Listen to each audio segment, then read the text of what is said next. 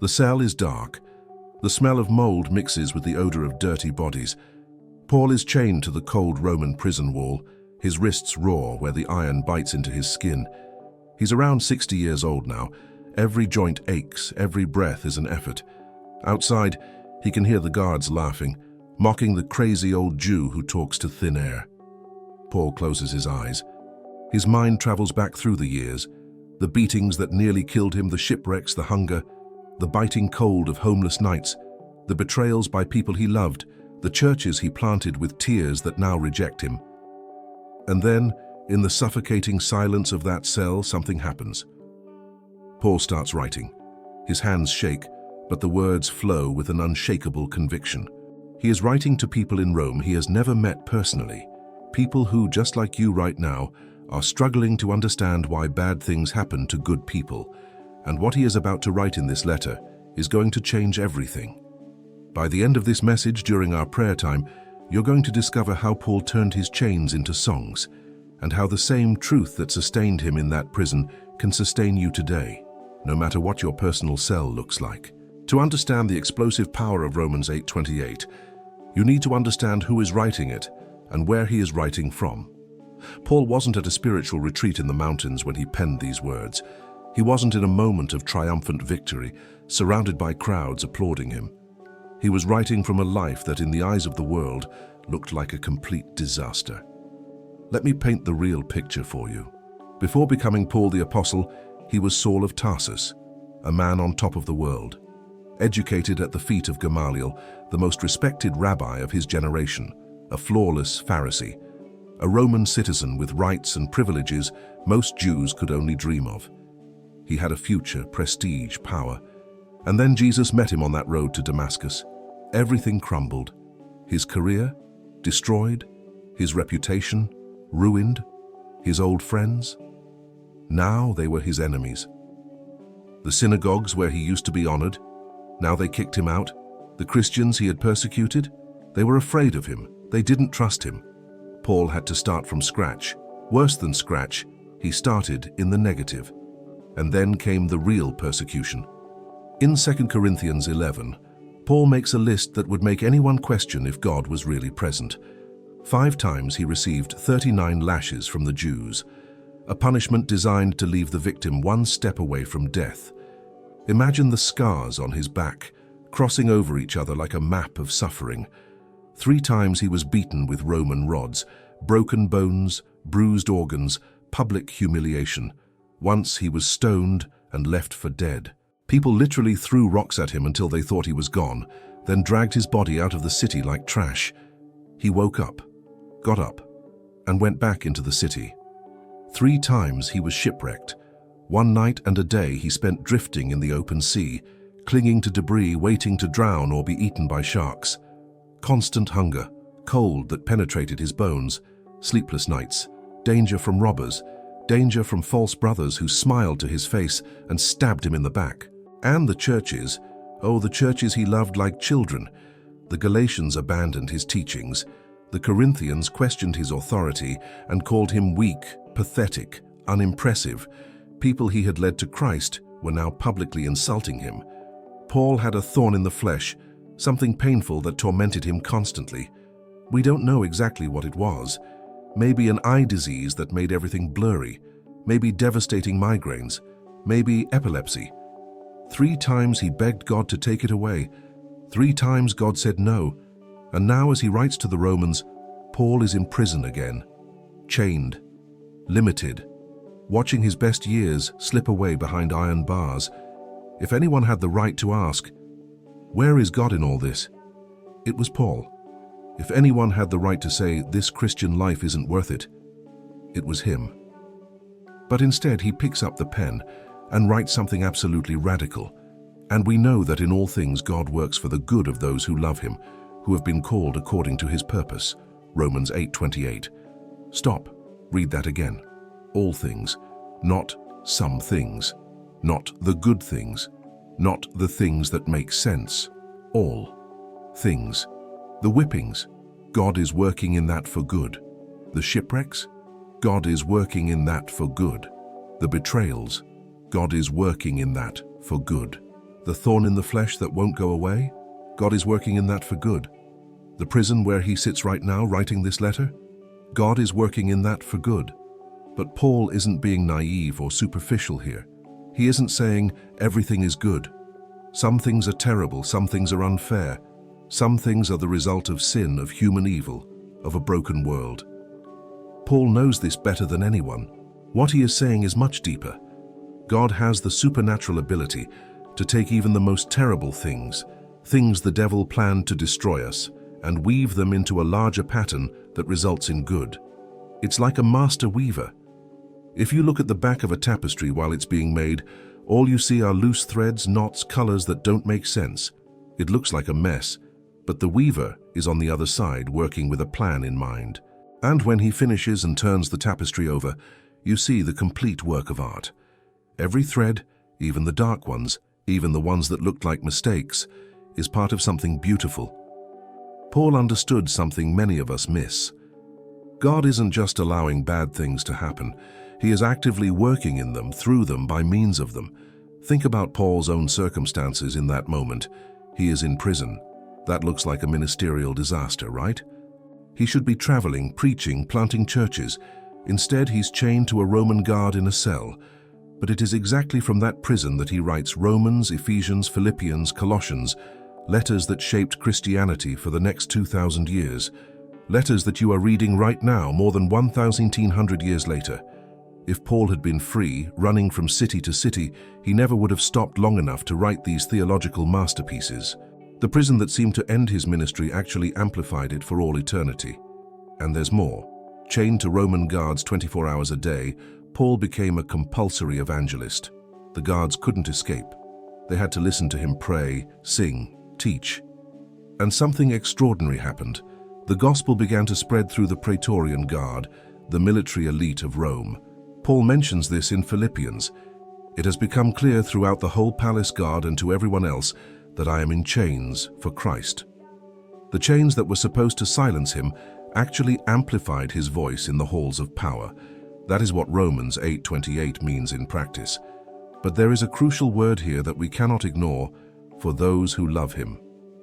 Paul isn't saying that God makes everything work out automatically for just anyone. He is saying that for those who love God, who trust him, who submit to his purpose, for those people, God is committed to weaving even the worst into something good. It is a relational promise, not a magic one. When you are in a relationship with God, when you love him and trust him even when you don't understand, he commits to working in your situation. He doesn't promise to remove every problem. He promises to be present in every problem, working within each one. Paul wasn't pretending he didn't feel pain. In his letters, he is brutally honest about his suffering. He cries, he mourns, he admits despair, but in the middle of the pain, he chooses to trust that God is working. And you know what happened? Paul died, probably beheaded in Rome under Emperor Nero. His life didn't have a happy ending in worldly terms. He never had a comfortable home. He never retired in peace. He never watched his grandkids play in the yard. So did Romans 8:28 fail? No, because the good God was working toward wasn't earthly comfort. It was eternal transformation. Paul became the most Christ-like person you can imagine. His character was forged in fire. His faith was unshakable. His love was tireless. His legacy changed the world. And most importantly, millions of people throughout history, including you today, have found hope in the words he wrote from those prisons. God took Paul's chains and turned them into bridges for future generations. This is Romans 8:28 in action. Now let me ask you something personal. What is your prison? I'm not talking about literal iron bars and chains.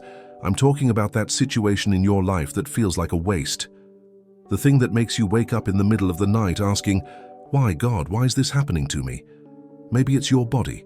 You're 65, 70, 75 years old. Remember when you could work all day without feeling pain? When your hands were steady, your legs strong, your mind sharp as a razor? Now there is constant pain. Arthritis that makes every movement a reminder that you are aging. Medications you never imagined you'd need to take. Doctors, and more doctors. That feeling that your body is betraying you. You catch yourself thinking, I could be doing so much for God if I had my health.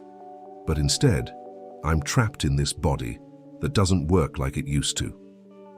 That is your prison. And it feels like a waste. Or maybe it's loneliness. Your spouse is gone.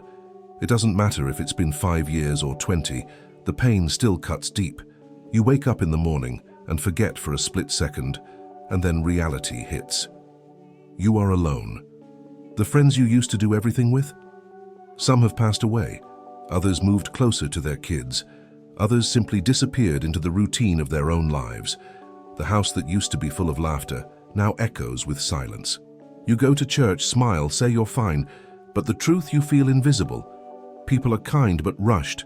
Everyone has places to go, people to see, and you go back home to that suffocating silence. You pray, God, I spent my whole life serving you. I raised my kids in your word, I was faithful. And now in the years I could be mentoring people, sharing wisdom, making a difference, I'm here, alone, feeling like my life is over while my heart is still beating. That is your prison, and it feels like a waste. Or maybe it's family disappointment. You raised your kids in the church, prayers at mealtime, family devotionals, Sunday school every week. You did everything right, and now they want nothing to do with God. A son declares himself an atheist. A daughter is living with her boyfriend without being married and thinks you're old-fashioned for caring. The grandkids are growing up without knowing Jesus, and you have no voice in their upbringing because your opinions are judgmental and toxic. You look back and think, where did I go wrong? All that effort, all those prayers, was it in vain? In the sleepless nights, guilt eats you alive, and the question whispers in your heart, God, where were you when I needed my kids to know you? How can this be for good?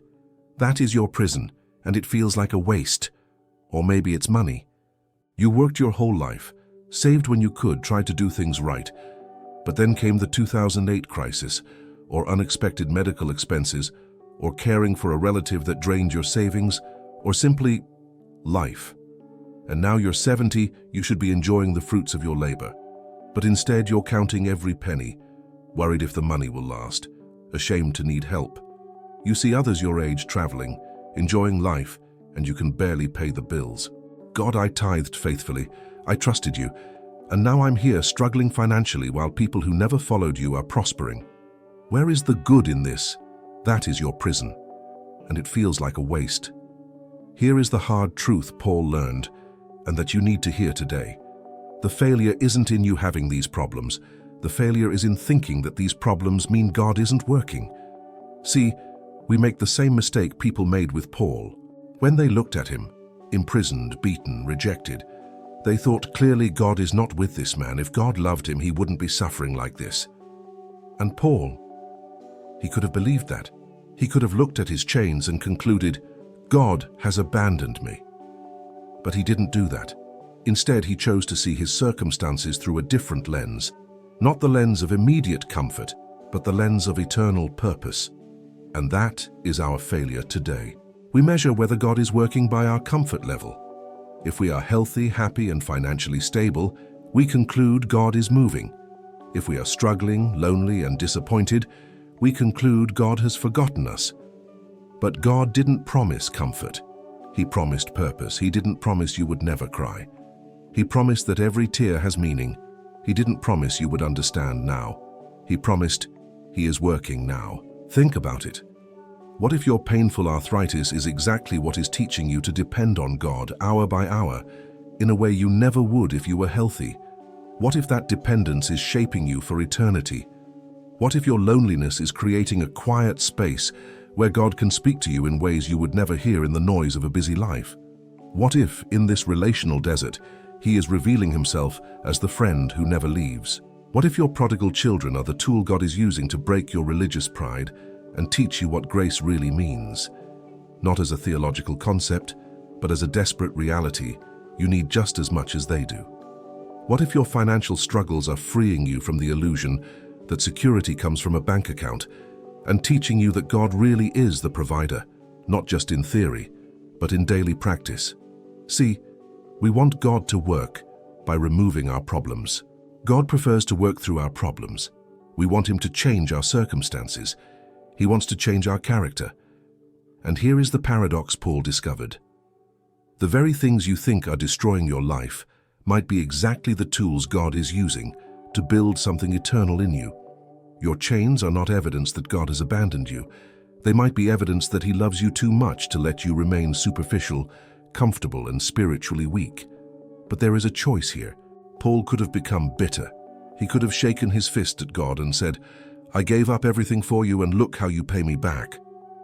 Many people have made that choice, and their lives became monuments of bitterness. Or Paul could have given up. He could have said, "It's not worth it. This Christian life is too hard." He could have gone back to Tarsus, resumed his old life, looked for comfort. Many people make that choice, and they spend the rest of their lives wondering what if. But Paul made a third choice. He chose to trust that God was working even when he couldn't see how. And that trust wasn't passive. It wasn't, "Well, I can't do anything, so I'll just accept it." No. It was an active, fighting trust. It was, "I don't understand what God is doing, but I trust who He is. So I will keep loving, serving, praying, writing, teaching, even from this prison." That is the difference between resignation and faith. Resignation says, "There's nothing I can do." Faith says, "I don't know what God is doing, but I will cooperate with Him while He works." And here is what happens when you make that choice. Your pains don't magically disappear, but you stop wasting them. Instead of just suffering, you start growing through the suffering. Your loneliness isn't instantly filled, but you stop seeing it as punishment and start seeing it as an invitation to know God more intimately than busy, distracted people ever will. Your children might not come back tomorrow, but you stop carrying the crushing guilt and start praying with persistent hope, knowing God is working on them in ways you cannot see. Your finances might not improve immediately, but you stop living in panic and start living in daily provision, discovering that God truly is faithful, one bill at a time. Paul wrote Romans 8:28 not as a theory, but as a testimony. He lived it, tested it, proved it in every prison, in every whipping, in every betrayal. And at the end of his life, shortly before being executed, he wrote to Timothy, "I have fought the good fight, I have finished the race, I have kept the faith." Not, "I had an easy life." Not, "I avoided all suffering." But, "I trusted until the end, and it was worth it." The question for you today isn't, "Why is this happening to me?" The question is, will I allow God to work through this, or will I waste my suffering in bitterness? Now, let's do what Paul did in that dark cell. Let's talk honestly with God, not with pretty religious words that impress people, not with memorized phrases that sound spiritual, but with the raw truth of your heart. Paul wasn't afraid to be honest with God. He begged 3 times for the thorn to be removed. He admitted despair, he wept over his pains, and God didn't reject him for it, God met him there. So now, wherever you are, sitting in your living room, lying in bed in your favorite armchair, I want you to close your eyes for a moment, and I'm going to guide you through a prayer, but it's not my prayer, it's yours. I'll give you the words, but you need to put your heart into them. Think about your specific prison while we pray, that situation that feels like a waste, that pain that won't go away, that dream that died. Let's go. Father, I am tired. Say that out loud if you are alone. I am tired. Let God hear it. I'm tired of pretending everything is okay when it's not. I'm tired of smiling at church while inside I'm breaking. I'm tired of praying the same prayers and feeling like they hit the ceiling and bounce back empty. This situation I'm living, this pain, this loss, this disappointment, this limitation, I can't carry it alone anymore. And to be completely honest with you, God, I don't understand. I don't understand why this is happening to me. I don't understand why you don't change it. I don't understand how this can be for good when it feels so bad. Pause here. Let the silence speak.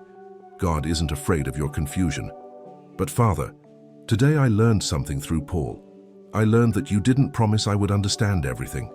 You promised you would be working in everything. Paul didn't understand why he was imprisoned when he could be preaching. He didn't understand why his body was broken when he still had so much to do. He didn't understand why the people he loved betrayed him, but he trusted you anyway. And Lord, that is the hardest part.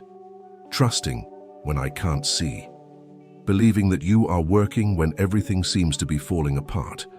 But today, in this moment, I make a choice. This is the critical part. Pay attention. I choose to believe Romans 8:28, not because I feel it, not because I see it, but because you are faithful. I choose to believe that you are working in this situation that imprisons me, in this pain that won't go away, in this loneliness that suffocates me, in this disappointment that breaks me, in this limitation that frustrates me. I don't know how you are going to work this for good, but I know who you are. You are the God who turned Paul's chains into bridges.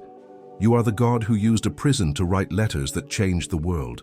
You are the God who took the worst thing that ever happened, the crucifixion of your Son, and turned it into the best thing that ever happened, our salvation.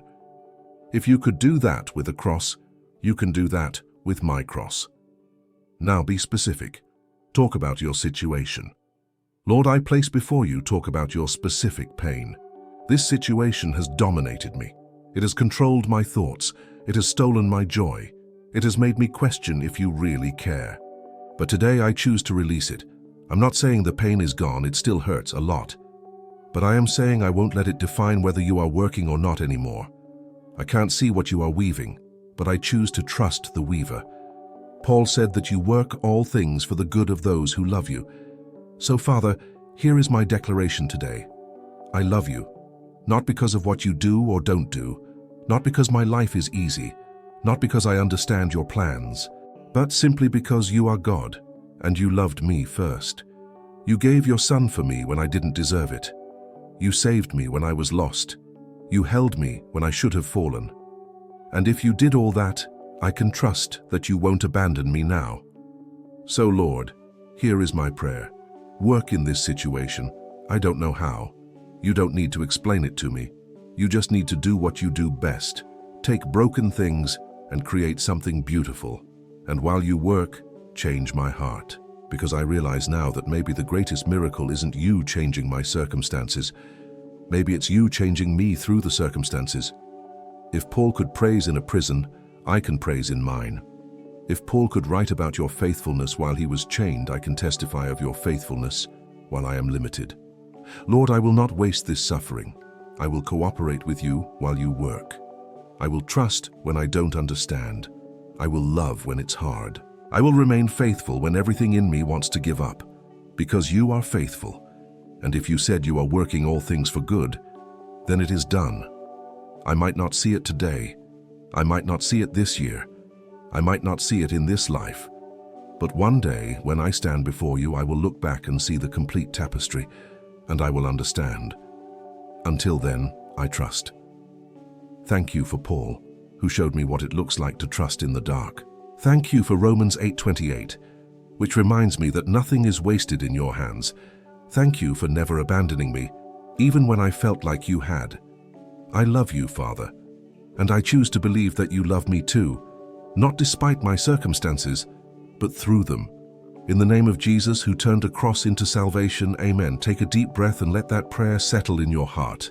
If you prayed that sincerely, if you really chose to trust even without understanding, something shifted in this moment. Not your circumstances, maybe not yet, but you changed. Because for the first time in a long time, you aren't just surviving your problem, you are allowing God to work through it, and that changes everything. Before we say goodbye today, I need to tell you something important. What you just learned, that God works all things for good, is transformative. It is liberating. It can completely change how you face your difficult days. But there is a problem Paul faced, and that you probably face too. How do you keep this truth alive when the pain comes back tomorrow morning? How do you keep trusting when week after week goes by and nothing seems to change? How do you avoid spiritual burnout, that deep exhaustion of the soul that makes even faithful people want to give up? Because here is the reality. Paul lived like this for decades. It wasn't just a few bad months. It was years of prisons, persecutions, pains, and disappointments. And yet he never had a complete spiritual collapse. He never totally burned out. He never gave up. How? He had a spiritual technology, a secret practice that kept him fueled even when everything around him was draining his energy. And he revealed this secret in another letter he wrote from another prison, 2 Corinthians. In our next lesson, we are going to dive deep into this practice Paul used to stay spiritually strong through decades of suffering. It is a practice so powerful that if you master it, you will never face spiritual burnout the same way again. I'm talking about something that goes beyond simply praying more or reading the Bible more. It is a completely different way to process your daily experiences, both the good and the bad, so that they feed your soul instead of draining it. Paul called this being renewed day by day, and he wasn't exaggerating. He literally discovered how to spiritually refill himself even while he was being physically destroyed. Think about it. In his 60s, after everything he had been through, Paul still had the energy to write, teach, encourage others. While people much younger around him were giving up, he kept going strong. Not because he was superhuman, but because he had a power source that most people never discover. And in the next lesson, I'm going to show you exactly what that source was and how you can connect to it today, no matter how old you are or how drained you feel right now. But before we go there, let me give you something to do today.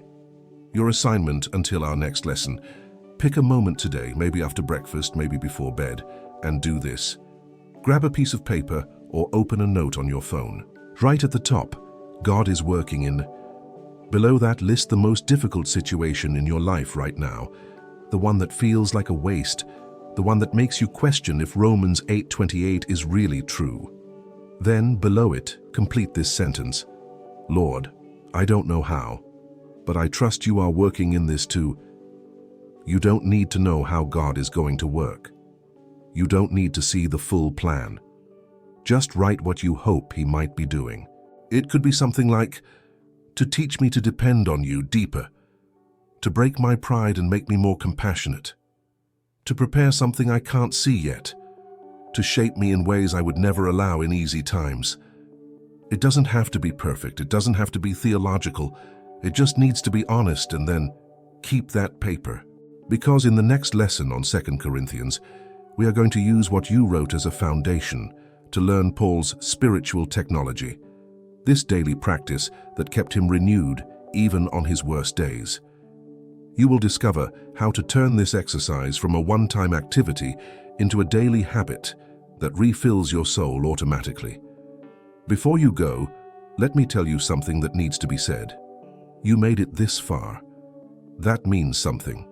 Many people give up when life gets hard. They stop seeking God. They stop trusting. They stop growing. But you are here, you are seeking, you are willing to learn. And that tells me that even if you don't feel it right now, God is already working in you. The simple truth that you watched this message until the end, that you prayed that sincere prayer, that you are willing to try again tomorrow, that is evidence that Romans 8:28 is already in action in your life. God is weaving something in you right this second. You might not see the pattern yet, but the weaver sees it, and he doesn't stop in the middle of the job. So until the next lesson, we will explore together the spiritual technology Paul used to never burn out, even when he had every reason in the world to quit. You will learn how to refill yourself daily, how to process pain in a way that strengthens you instead of destroying you, and how to live decades of faithfulness without running dry. And in the meantime, remember, your chains are not evidence that God has abandoned you. They might be exactly the tools he is using to set you free. God is working, always, in all things, for the good of those who love him. That includes you, today, right now. See you in the next lesson. Don't miss it. May God bless you richly as you choose to trust him in the dark. Amen.